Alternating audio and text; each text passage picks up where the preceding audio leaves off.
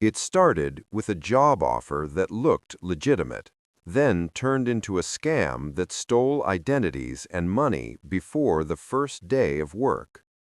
The message came through email, LinkedIn, or job platforms, offering remote roles with attractive pay and flexible hours.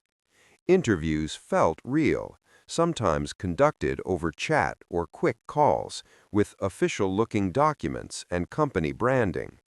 Victims were told they were selected and needed to complete onboarding steps to begin. Then came requests for personal information, identity documents, and sometimes upfront payments for equipment or training. Some paid deposits, others shared sensitive data, believing they were securing a real position. Globally, fake job scams have caused millions in losses and widespread identity theft cases. What felt like an opportunity was actually a system designed to extract both money and personal data. By the early 2020s, fake job offer scams had expanded rapidly alongside the growth of remote work and online hiring platforms. These scams were often run by organized groups posing as legitimate companies across industries like tech, logistics, and customer service. Victims were contacted through job boards, professional networks, or unsolicited messages offering roles that matched their profiles. In many cases, real company names and branding were used, sometimes copying details from actual job listings. The hiring process appeared structured, including interviews, offer letters, and onboarding documents that looked authentic. Targets included students, job seekers, and professionals looking for remote or flexible work opportunities. In Australia, reports to ScamWatch and the OAIC showed increasing losses linked to job-related scams. Financial losses ranged from a few $100s in deposits to larger amounts tied to repeated payment requests. By the time victims accepted the offer, they believed they were entering a legitimate employment process rather than a controlled scam. The process usually began with a recruiter reaching out, often referencing a resume or profile to make the approach feel targeted. Interviews were conducted quickly, sometimes through messaging apps or brief calls that avoided detailed verification. Victims were told they had been selected, often within a short time frame, reinforcing the opportunity. Offer letters were provided with company logos, signatures, and terms that appeared professional and complete. Onboarding steps followed, including forms requesting personal details such as identification documents, bank information, and contact data. Some were asked to sign contracts or agreements, further reinforcing the legitimacy of the role. The communication remained structured and responsive, reducing suspicion and encouraging compliance. Because the process mirrored real hiring workflows, victims had little reason to question it.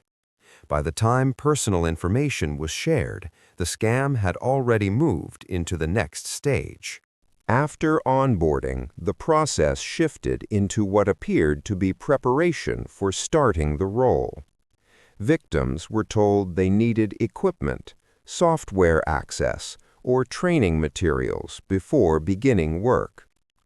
Some were asked to pay deposits for laptops, security clearance, or onboarding kits that would be refunded later. Others were given instructions to process payments as part of the job, unknowingly acting as intermediaries in financial transactions. In many cases, victims were also asked to confirm bank details or provide additional verification documents. Because the job offer felt real, these requests appeared normal within the context of employment setup. The amounts varied, from a few $100s to several thousand, depending on the role and stage.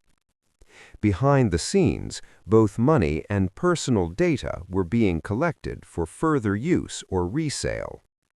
By this stage, victims had already committed financially and shared sensitive information within the system.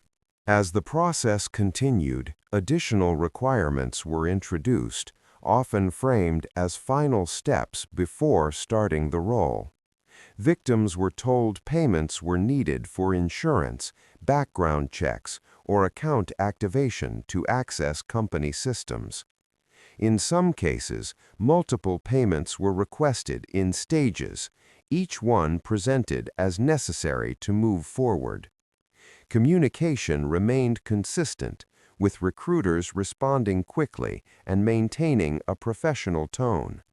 If delays occurred, explanations were provided to keep the process active and prevent suspicion. Some victims were even given small tasks or confirmations to reinforce the sense that onboarding was progressing. Because the structure mirrored real hiring workflows, the requests felt procedural rather than unusual. Reports showed individuals making repeated payments over several days, believing they were close to starting work. By the time this stage was reached, both financial and identity exposure had already taken place.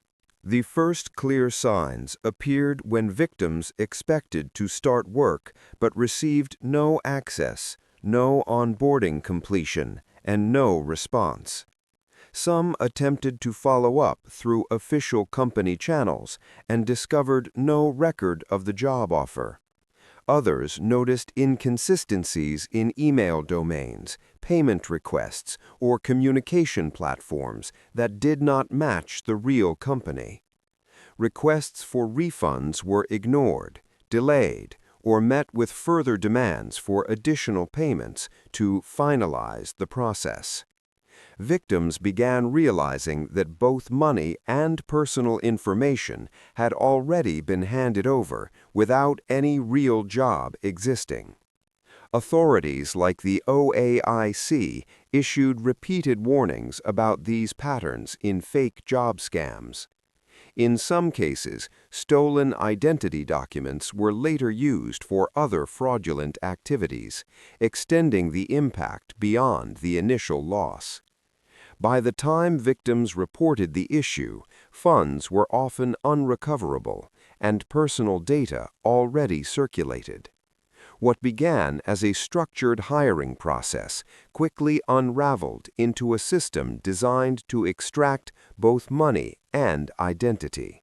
The scam was typically uncovered when victims reported the situation to banks, regulators, or law enforcement after failing to start the job.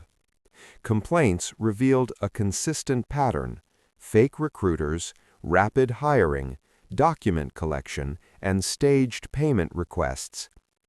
Agencies like the OAIC and the ACCA identified these as coordinated employment scams operating across multiple platforms. Investigations showed how scammers copied real company listings, cloned branding, and reused documents to create believable offers.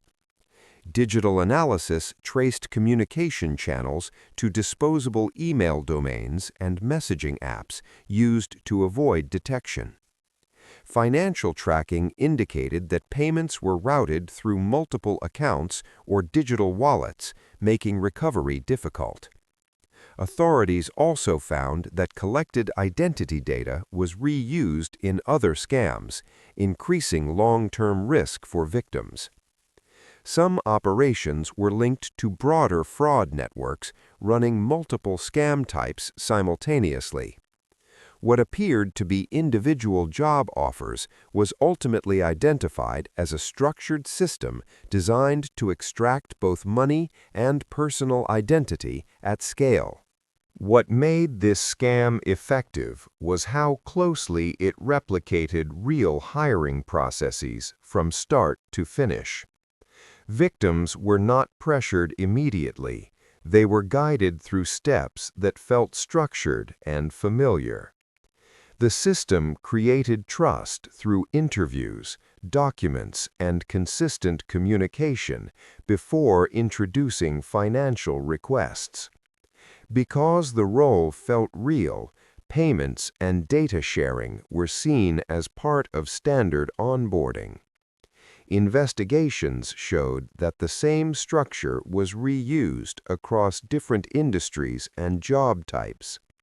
This allowed the scam to scale quickly while remaining convincing to new targets. The impact extended beyond financial loss, with identity data used in further fraudulent activity. For many victims, the realization came only after both money and personal information were already compromised. The pattern remains active today, evolving with new platforms, but relying on the same core mechanism of turning opportunity into loss.